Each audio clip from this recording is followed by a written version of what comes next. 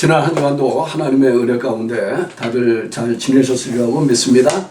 오늘은 베드로 후서 3장 8절에서 13절까지 나오는 말씀을 가지고 하나님의 인내를 제목으로 삼아서 말씀을 전하려고 합니다.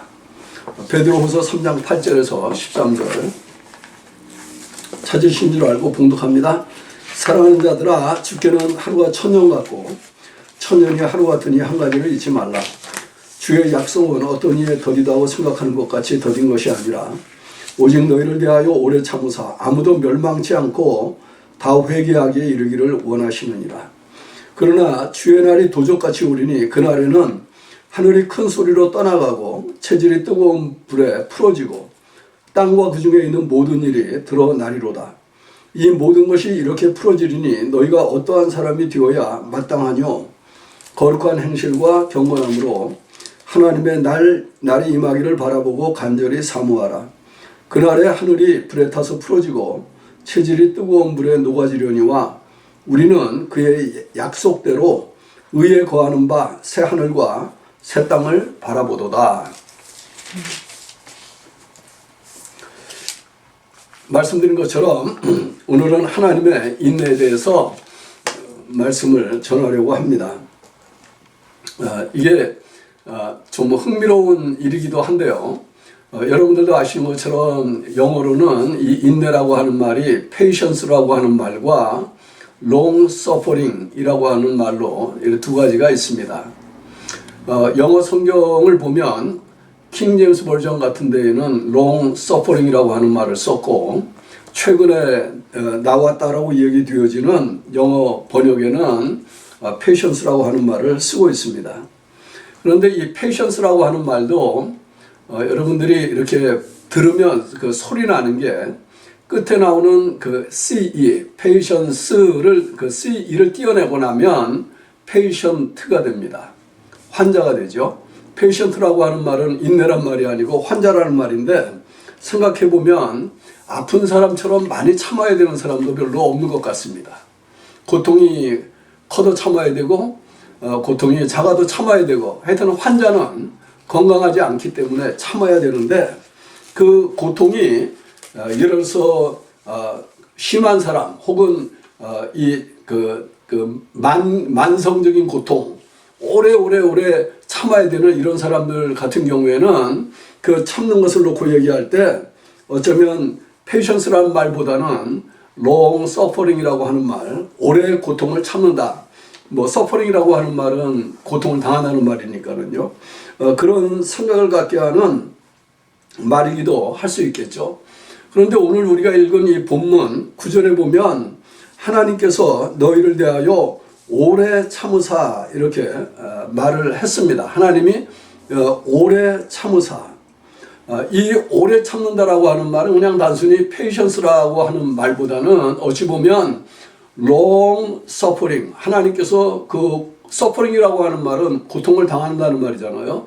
순환이라고 하는 말인데 이 순환을, 아픔을 오랫동안 견디고 계신다라고 이야기하는 게 되어집니다. 그래서 이 인내라고 하는 말은 참는다라고 하는 말로 우리말로 번역이 되기도 하지만은 다른 한쪽으로는 견딘다라고 하는 의미도 담고 있어요. 참는 것은 피동적이라고 하면 견딘다라고 하는 것은 얼뜻 듣기에 그 어감이 상당히 능동적인 것 같은 생각을 갖게 하는 말이죠. 그래서 하나님이 참는데 오래 참는다 이렇게 말씀하고 있는 이 말씀을 놓고 보면 우리가 이런 질문을 할 수 있을 거예요. 하나님이 그러면 오래 참는다라고 얘기하는 게 얼마나 오래 참고 있는 것일까? 하나님이 suffering, 고통을 당하신다라고 얘기할 때 어떤 고통을 당하고 계시는 것일까? 이런 질문을 할 수 있겠죠. 근데 우리는 하나님이 고난당한다, 고통을 당한다 그러면은 가장 먼저 떠오르는 게 예수님이 십자가에 달려서 순환을 당하신 것을 생각할 수 있을 겁니다. 그래서 순환이라고도 부르고 영어로는 패션이라고도 부르고 하여튼 고난이라고도 부르고 이렇게 얘기를 하는 것 아니겠습니까? 그래서 예수님이 십자가에 달려 죽으시고 부활하신 그날을 기념하는 절기는 고난 주간이고 혹은 순환 주간이고 이렇게 표현을 하게 되어지는 것이죠. 그렇다고 하면 예수님께서 당하신 고통은 얼마나 큰 고통이었을까요? 그 고통을요 표현하는데 뭐 많은 인간의 말을 다 갖다 붙일 수 있겠죠. 어떤 분들은 설교할 때 머리에 가시관을 쓰시고 가시에 찔린 이마에서 피가 뚝뚝 떨어지고 뭐 이런 그런 연상을 통해서 우리의 감성을 건드리려고 하는, 그래서 우리 마음에 정말 예수님이 우리의 허물과 죄를 위해서 죽으실 때 당하신 그 고통은 인간이 감당할 수 없는 그런 엄청난 고통이었다. 그래서 채찍도 말이죠. 멜 깁슨이라는 사람이 주인공이 돼서 나온 이 패션이라고 하는 The Passion of Christ라고 하는 그 예수님의 순환이죠. 그 영화를 찍을 때 있었던 일화 가운데도 정말 실감나게 하기 위해서 그 채찍으로 등어리를 한번 맞았다가 이 영화 배우가 뭐 까무러쳤다 뭐 이런 이야기가 있을 정도로 그만큼 정말 고통스러운 일이었다. 그리고 그 영화를 좀 더 실감나게 만들기 위해서 다른 영화들은 피를 거의 사용하지 않았지만 이 영화에는 거의 피를 연상케 하는 이런 피를 많이 연상하게 하는 이런 일을 하기도 했다. 뭐 이런 이야기도 있거든요. 근데 우리가 대부분의 장로교에서는 늘 하듯이 사도신경 하지 않습니까? 사도신경에 보면은 주님께서 죽으시고 장사된 지 사흘 만에 다시 부활하시고 이렇게 우리가 고백을 하는데, 한글 사도신경이나 최근에 영어 사도신경에는 그 오래전에 있었던 영어 그 사도신경 속에 있는 지옥에 내리시고는 빠져 있어요. 넣지를 않습니다. 그런데 그 사도신경에 오래전에 있었던 사도신경에 죽으시고 장사되시고 지옥에 내리셨다가 다시 부활하신 것으로 이렇게 되어 있는데, 지옥에 내리셨다라고 하는 문구를 집어넣은 이유는 그 주님이 당하신 고통이라고 하는 게, 십자가 위에서 당하신 그 고통이라고 하는 게 지옥의 고통이었다라고 하는 것을 생각하게 하기 위한 것이라고 이야기를 해요. 그 말은 십자가 위에서 우리의 죄를 대속하기 위해서 당하신 그 고통은 지옥의 형벌을 맛보는 고통이었다라고 하는 것이죠. 우리가 성경에 있는 이야기로 돌아가서 얘기하면, 예를 들어서 창세기 3장에 하나님께서 뱀을 저주하는 것 가운데 그런 얘기 나오지 않습니까? 너는 여인의 후손에 발꿈치를 상하게 하겠고 그 여인의 씨는 내 머리를 상하게 하겠다, 이렇게 이야기하신 말씀 속에 그 발꿈치를 상하게 하는, 사탄이 발꿈치를 상하게 하는 그 고통이 십자가 위에서의 죽음으로 표현되어지는 엄청난 고통이었다. 이게 그냥 우리가 생각하는 말로 고통이지, 그 고통이 우리가 상상할 수 있는 고통의 범주를 벗어나는 것이라고 이야기할 수밖에 없다는 것이죠. 그리고 또 주님이 그 베드로의 신앙 고백을 듣고 난 다음에 베드로에게 얘기할 때 내가 이 반석 위에 내 교회를 세우겠다라고 얘기할 때도 그 뒷부분에 보면 예수님께서 그 교회가 세워지는 일을 놓고 교회가 겪게 되어질 위기를 이야기할 때, 위험을 이야기할 때 이렇게 표현하시거든요. 음부의 권세가 이 교회를 이기지 못하겠다, 그렇게 얘기하는데, 음부의 권세라고 하는 것은 지옥의 권세지 않습니까? 음부의 권세가 교회를 이기면 주님이 세우시려고 하는 교회가 설 수 없다고 하면 주님이 십자가에서 이루시려고 하는 그 모든 일들이 물거품이 되는 거잖아요. 그러니까 주님이요, 십자가에서 겪으신 그 고통이라고 하는 것도 그나마도 우리는 상상을 할 수 없는, 그래서 저는 가끔 이제 그런 얘기를 할 때가 있었는데요. 예를 들어서 우리가 고난절을 지나간다. 그 고난절을 지나가면 많은 사람들이 주님이 당하신 이런저런 모습들을 그리면서 마치 동정적인 것 같은 이런 생각을 유발하게 하는, 그래서 그게 얼마나 슬픈 일이었냐, 얼마나 괴로운 일이었냐, 이렇게 해서 우리의 마음을 동하게 해보려고 하는 이런 메시지를 종종 듣는데, 그 자체가 잘못됐다라기보다는, 그러나 그것을 가지고 우리가 주님의 그 십자가의 고난을 정말 이해할 수 있겠느냐 하는 부분을 우리가 생각해 볼 수 있다는 거예요. 그런데 그 고통도 주님이 어떻게 하셨습니까? 참으셔야 했던 거거든요. 견디셔야 했어요. 그것을 얼마나 오래 견디셨을까? 이렇게 얘기하면 사람들은 보통 주님이 죽으신 십자가에 달리셨던 그날 오전부터 12시까지 maybe 한 서너 시간 그렇게 고통을 당하시고 그걸로 끝난 게 아니냐 이렇게 생각할 수 있어요. 그러니까 주님의 고통은 그게 전부였던 것처럼 생각을 하는 분들이 더러는 있어요. 그러나 조금 더 성경을 읽고 조금 더 성경 말씀을 묵상하는 사람들은 주님의 고통이 그게 전부가 아니었다라고 하는 것을 금방 이해할 수 있습니다. 그 십자가 위에서의 고통은 주님이 당하신 모든 참으셔야 됐던 모든 그야말로 long suffering 가운데 클라이맥스 절정에 해당되어지는 고통이라고 할 수 있는 부분이지 그게 고통의 전부가 아니었거든요. 한번 우리가 인간적으로 생각해 보세요. 예수님이 하나님의 아들로서 그 하나님의 아들이 인간이 돼서 인간 세상에 오셔서 태어났을 때 제일 먼저 경험한 게 뭡니까? 제일 먼저 경험하신 게 피난 가는 거였습니다. 요셉에게 얘기해가지고 꿈에 나타나서 야 이제 이 아기를 데리고 너는 애굽으로 내려가라. 태어나자마자 피난 생활을 하셨어요. 그리고 난 다음에 하나님께서 또 요셉에게 얘기해가지고 돌아가라 그래서 돌아오는데 베들레헴 쪽에 못 가죠. 예루살렘 쪽에 못 가죠. 당시에 분봉왕의 눈을 피해가지고 저 갈릴리 북쪽으로 나사렛이라고 하는 데 가가지고 사셨어요. 죄가 없는 인간이신 그분이 죄가 있는 인간 세계 속에서 죄가 없음에도 불구하고 죄가 있는 인간처럼 사셨다. 그거 얼마나 어려운 건지 아세요? 여러분들 직장 생활 하시는데 보면 만일에 직장의 동료나 직장의 상사가 정직한 사람, 그야말로 공의로운 사람, 공평한 사람, 그래서 그 회사의 정책을 결정하거나 직원들을 다스리는 모든 일에 그 사람들이 그냥 자유롭고 스스로 먹게 이렇게 이야기해도 거칠 것이 없게 작업 환경을 만들어주는 사람 밑에서 일하는 거하고 그 주인이 정말 교활하고 그 모사가 많고 악랄하고 사람들 가운데 시기와 분야가 질투를 유발시키기 위해서 여기도 거짓말 저기도 거짓말 그런 분위기 속에서 한 사람 그리스도인으로서 그 가운데서 일을 하면서 살려고 하는 거하고 한번 생각해 보시면 인간 세계 속에서도요 내가 예수님을 잘 믿고 정말 성실하게 믿음을 지켜서 정직하게 일을 하면서 살았으면 좋겠다 이렇게 하는 것만 가지고도 여러분들 마음속에 어쩌면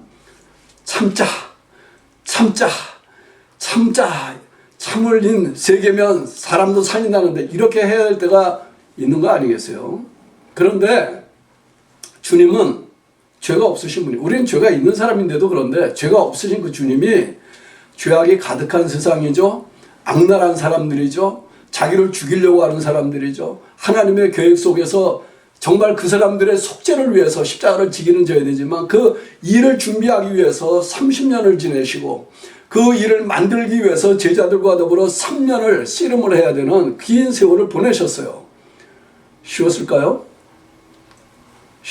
그게 얼마나 고통스러운 일들을 주님이 안으로 사귀면서 인내하시면서 겸손히 하시면서 그렇게 견디시는 세월들을 보냈을까요? 그것만 해도 하나님의 이 인내는 엄청나게 길어 보이고 커 보이고 심오해 보입니다. 그런데 사도 베드로는 그 하나님의 인내를 그것보다 훨씬 더 길게 잡고 계셔요. 여러분 오늘 우리가 읽은 부분은 1절서부터 읽은 게 아니고 또 중간 토막인데 그 1장 1절서부터 쭉 읽어나가면 실제로 사도 베드로가 다루고 있는 문제는 뭐였냐면 사람들이 이렇게 얘기하는 거예요. 예수님께서 다시 오시겠다라고 했는데 세상에 종말이 있겠다라고 얘기하는데 종말이 어디 있느냐? 땅은 영원전부터 있었고 이 땅은 영원히 있게 될 것인데 무슨 종말이 있느냐 이렇게 하고 복음을 전하는 이 사도들과 주의 종들을 기롱하고 놀렸다는 뜻이거든요. 그런데 사도 베드로가 그들에게 이야기하기를 그렇게 하는 것은 하나님께서 처음부터 창조하실 때부터 물로 만물을 창조하신 것도 잊으려 하는 것이고 의도적으로 잊으려고 하는 것이고 또 하나님이 물로 세상을 심판했었다라고 하는 이 사실도 의도적으로 잊으려고 하는 것이다. 이렇게 이야기하면서 이 말씀을 하게 되어져요. 그 말은요, 하나님께서 이 세상을 이대로 두고 방치해두고 계시는 게 아니라는 거죠. 여러분들 우리가 우리 주변에 일어나는 일들, 뭐 지금 이 코로나 바이러스 일 때문에도 이제 그런데요. 전에 우리가 오래전에 허리케인 앤드류라고 하는 게 지나갈 때도 이제 어려움 속에서 믿는 사람들이 어떻게 처신하나 뭐 이런 것 가지고 참 생각을 많이 했던 때가 있었는데요. 지금도 보면 예수 믿는 사람들인데도 불구하고 이 정부에서 주는 이 보조금을 받기 위해서 또 안 해야 되는 것을 하는 이런 사람들은 많고 좀 세상적인 그 현상들을 따라서 그리스도인으로서의 정체성을 드러내고 지킬 수 있을 만한 이런 일들을 하지 못하는 것을 보게 되어지거든요. 그게 예수를 믿는 사람들 세계, 예수를 믿지 않는 사람들 세계만 있는 게 아니고 예수를 믿는 사람들 세계도 있는데요. 물론 이제 비교하면 어쩌면 상대적으로 교회 밖에 있는 사람들이 하는 일은 훨씬 더 악하다라고 얘기할 수 있겠죠. 그는 먹고 사는 문제에 관한 얘기라고 하더라도 한 걸음 더 나아가서 이 병균이 만들어지게 되어진 여러 가지 정보들에 대한 이야기를 들으면 도대체 사람들은 왜 이렇게 악한 일들을 도모하게 되어지는 것일까? 소위 세균을 만들어내서 세균을 전쟁의 무기로 사용해서 이런 일들을 생각한다는 것 자체가 사람이 얼마나 악하다라고 하는 얘기겠어요. 핵이라고 하는 것을 좋은 수단으로 사용하지 않고 핵을 전쟁의 수단으로 사용해서 인류를 거의 파멸에 몰아넣을 수 있을 만한 엄청난 이 화력을 지금 갖고 있다는 거 아니겠습니까? 왜 사람들은 그런 일들을 해야 되는 걸까요? 그 사이에 지금 미국 같은 경우에는 대통령 선거하는데 내일 모레면 대통령 선거래요.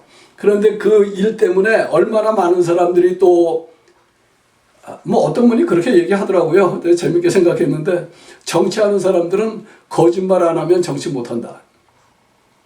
거짓말 안 하면 정치를 못한다. 근데 사실 정치라고 얘기할 때 그 정자는요, 바를 정자도 아니에요, 그게요. 근데 어쨌든요, 바를 정자 옆에 혹이 하나 붙어 있는 정자인데, 의도는 우리가 선하게 관리하고 다스리고, 통치를 하면, 그러면 모든 사람들이 다 잘 살 수 있게 만들어줄 수 있는 일을, 그 일을 하기 위해서 나선 사람들을 정치가라고 얘기할 수 있는데, 그 사람들이 거짓말만 하고 있다는 거 아니겠어요? 어떻게 보면. 그러니까 그런 말을 이렇게 뒤집어서 얘기하면 이렇게 얘기되는 거죠. 세상이 어떻게 이렇게 악할 수 있냐? 사람들이 이렇게 악할 수가 있냐? 이런 얘기하면 제가 보따리를 풀자면은 저하고 같이 있었던 많은 사람들 이야기를 다 해야 되는데 안 힘든 사람이 없어요. 다 힘들어. 예수 믿는 일을 하면서 사업을 하기도 힘들고 남인 되어서 일하기도 힘들고 안 힘든 일이 없어요. 그러니까 다 어떻게 해야 됩니까? 참아야 된다. 이렇게 얘기하면서 빨리 이런 세상이 정말 밝은 세상이 됐으면 좋겠다. 그렇게 얘기해요. 밝은 세상이 됐으면 좋겠다. 그 말은요, 우리가 이런 질문을 하는 거죠. 하나님, 왜 하나님께서 말씀하시는 의가, 하나님께서 말씀하시는 공의가 이 땅에는 시행이 되지 않습니까? 이거 누가 한 질문입니까? 하박국 선지자가 한 질문이잖아요. 하박국 선지자가. 똑같은 질문을 우리는 반복해서 하고 있는 것이고 그 일에 대해서 하나님께서 그동안 우리가 살펴본 것처럼 세상 하나님의 백성들이라 일컬음을 받았던 이스라엘 사람들, 유다 사람들 심판하시고 그들을 심판하는 데 사용했던 몽둥이 같았던 나라들도 하나님이 심판하시고 하나님이 계획한 구원의 역사 가운데에서 섭리 가운데에서 예수 그리스도로 말미암아 새로 시작하는 의의 나라를 하나님이 시작하셨다. 이렇게 이야기를 하고 있는 거 아니겠어요? 우리는 믿음으로 하나님의 교회 안에 들어왔을 때 빛의 나라를 사는 사람들로 살고 있다라고 하는 신앙을, 믿음을 고백하는 사람들로서 하나님의 공동체인 교회를 말하는 사람들이 되어진 것이죠. 그런데요, 사도 베드로는 이런 그 하박국 선지자의 질문과 같은 그런 질문을 믿는 사람 입장에서 제기한 그것이 아니라 그 하나님의 말씀, 종말론적으로 하나님께서 모든 것을 심판하고 새롭게 하고 의롭게 하는 그날이 있겠다라고 이야기하신 그 하나님이 어디 있느냐, 그날이 어디 있느냐 이렇게 조롱하는 사람들에게 지금 이 대답을 하고 있는 거예요. 그래서 대답의 앵글이 조금 다릅니다. 그래서 사도 베드로는 그래서 이것 때문에 이렇게 얘기를 하는 것이죠. 사랑하는 자들아, 주께는 하루가 천년 같고 천년이 하루 같으니 한 가지를 잊지 말라. 주의 약속은 어떤 일에 더디다고 생각하는 것 같이 더딘 것이 아니라 오직 너희를 대하여 오래 참으사 아무도 멸망치 않고 다 회개하기에 이르기를 원하시느니라. 이것 때문에 오래 참으사가 들어오는 거예요. 하나님 모르시는 게 아니라는 거죠. 하나님이 그 일을 안 하실 것이 아니라는 거죠. 그러나 지금은 참고 견디시면서 단 한 사람이라도 더 회개하고 예수 그리스도로 말미암아 준비해 놓으신 하나님의 구원을 인정하고 깨닫고 그 하나님의 나라에 들어오기를 하나님이 원하시기 때문에 언제부터 참고 계셔요?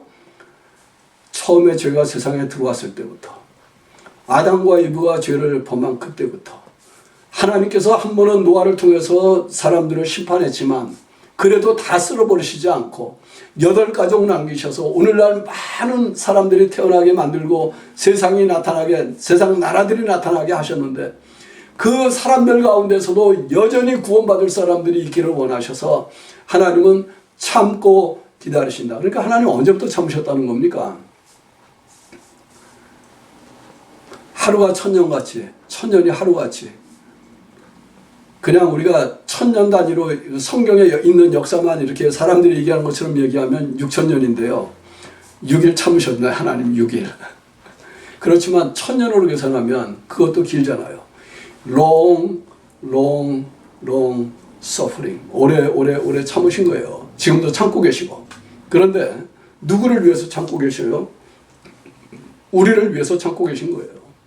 믿는다고 하는 불완전한 우리를 위해서도 참고 계시고 하나님을 알지 못하는 교회 밖에 있는 저 사람들을 위해서도 참고 계시고 하나님께서는 심판의 진노의 불을 여기에 있는 말씀처럼 쏟아부을 수 있지만 그러나 여전히 하나님은 참고 계셔요. 왜냐하면 하나님께서 말씀하시는 궁극적인 완성된 하나님 나라가 도래하면 그러면 그때에는 이 세상에서 하나님을 믿지 않던 사람들에게 교회 안에 있으면서도 하나님을 대적하던 사람들에게 희망이 없기 때문에 그런 거예요. 하나님의 완전한 나라가 도래하면 그때는 그 완전한 의의 나라가 도래하면 하나님을 믿는 우리에게는 그 나라가 약속된 곳이니까 우리는 가면 돼요. 우리는 그 은혜 속에 있는 사람들이라고 하나님께서 불러주신 것을 믿는 사람들이니까 감사하고 인정해 하면 돼요. 그러나 그렇지 않은 사람들은요. 그렇지 않은 사람들은 그것으로서 기회를 잊어버리게 돼요. 하나님의 인내가 끝나면 그러면 세상 끝에는 오늘 여기 그 사도 베드로가 이야기하고 있는 것 같은 일이 일어나게 되어져요. 뭐라고 얘기하고 있습니까?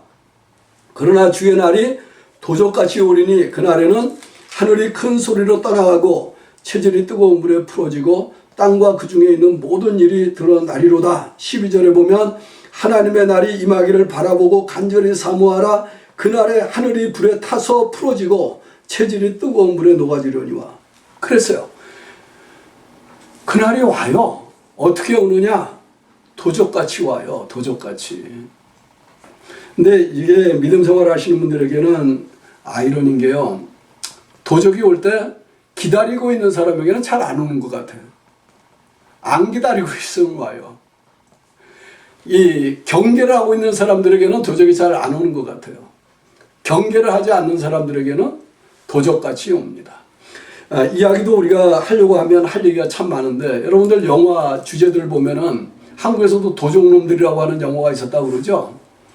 도적들이요, 재미 삼아서 목표로 삼는 거는 경계가 완전한, 안전장치가 완전한 곳에 깊숙이 숨겨놓은 돈이든지 보물이든지 이런 것들을 훔쳐가는 것을 목적으로 하고 도둑질을 해가잖아요. 그런데 그 사람들이 그런 도둑질을 할 때 사용하는 게 뭐냐면 방심이라고 하는 것, 허점이라고 하는 것, 이런 것들이잖아요. 그러면 우리가 신앙생활할 때 환경이나 일어나는 일들을 보면서 정말 하나님이 계시다면 하고 마음을 놓고 허점을 드러내고 방심을 할 때에 주님이 오실지 어떻게 알겠습니까? 믿는 사람들에게 이것 때문에 이렇게 도전적인 말씀을 하셔요. 이 모든 것이 이렇게 풀어지니 너희가 어떠한 사람이 되어야 마땅하뇨? 거룩한 행실과 경건함으로 하나님의 날이 임하기를 바라보고 간절히 사모하라. 그날에 하늘이 불에 타서 풀어지고 체질이 뜨거운 불에 녹아지려니와 우리는 그의 약속대로 그 다음에 뭐가 옵니까? 의에 거하는 바 새하늘과 새 땅을 바라보는 도다. 여러분들, 그게 여러분의 소망입니까? 그게 여러분이 믿고 있는 우리의 미래입니까? 우리 그렇게 믿고 사는 거예요. 그날에 주님이 다시 오시는 그날이 우리에게는 도적같이 임하는 날이 아니고 지혜로운 다섯 처녀가 기다리다가 주님 오신다는 말을 듣고 신랑 맞으러 나갔던 것처럼 그렇게 주님을 맞이할 수 있는 그날이 되어지는 거겠죠. 그 주님으로 말미암아 완성되어지는 하나님의 나라는 그의 약속대로 의에 거하는 바 새하늘과 새 땅을 바라본다. 그 하나님의 궁극적인 완성된 하나님 나라에 들어가는 사람들은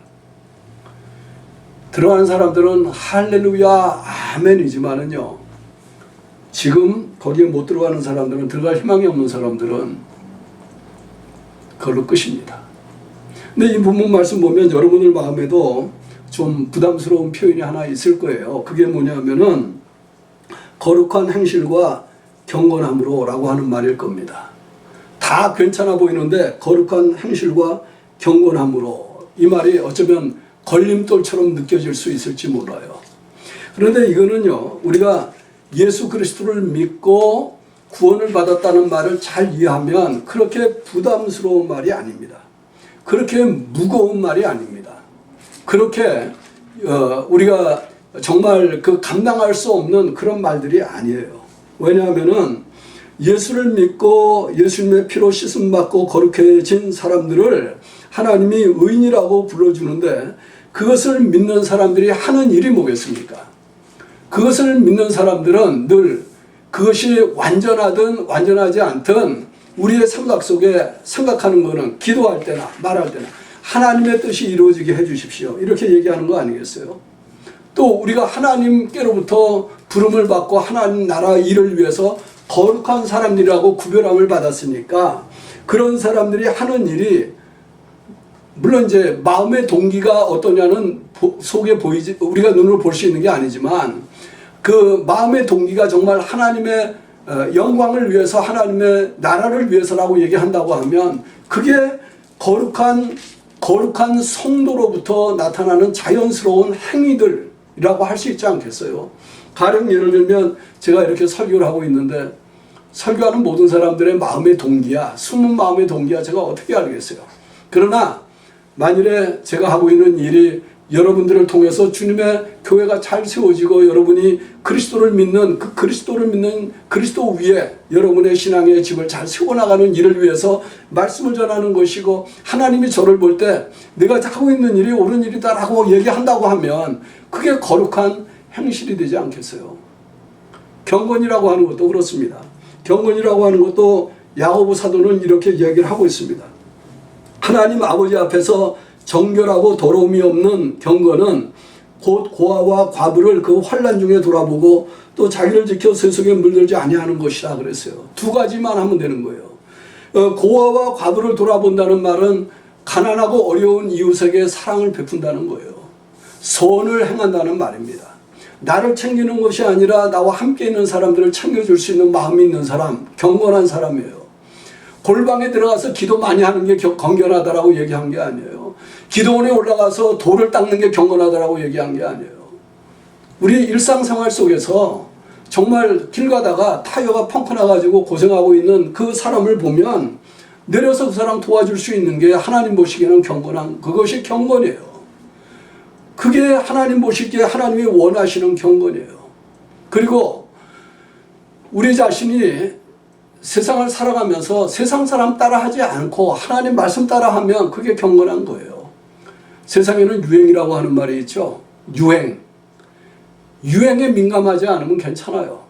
세상 유행에 민감한 사람들은 좀 뒤떨어진 사람 같아 보여, 그렇게 이야기할 수도 있어요. 그래도 괜찮아요.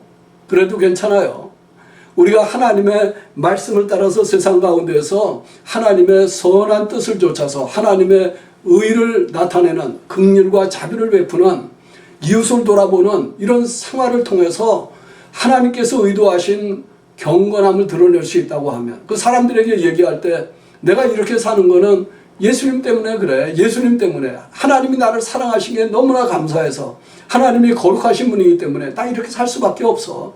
그러면 그 사람이 거룩한 행실을 보이는 사람이고, 그러면 그 사람이 하나님 보실 때 참된 경건을 가지고 사는 사람이에요. 그렇게 이야기하면 할만하잖아요. 완전하지 않지만 우리의 삶의 환경에 맞는 그런 범주 내에서 조금씩 이렇게 할만하잖아요. 저는 여러분들이 그런 일을 하려고 하면 내가 참아야 되는구나 라고 하는 생각이 들 때가 많다는 것도 기억을 하시길 바라요. 참아야 하거든요. 그런데 하나님께서는 우리가 그런 사람이 될 수 있도록 하기 위해서 십자가 위에서 몇 시간만 참으신 게 아니에요. 인간의 몸을 입고 오셔서 33년만 참으신 게 아니에요.